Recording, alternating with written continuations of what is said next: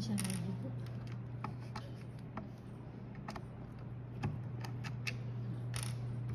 然后就它这个不像美国仓一样啊，美国仓没有认证啊。对啊。所以你就在详情里面你写一下后，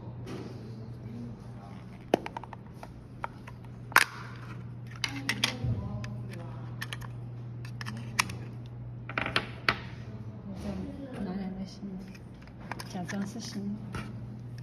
它这个运费的话是这样的呀，这样因为插上去。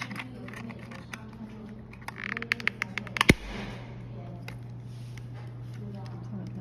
但如果你是英国仓的话，我们把数量上面显示实际上应该从中国买，那你没关系啊。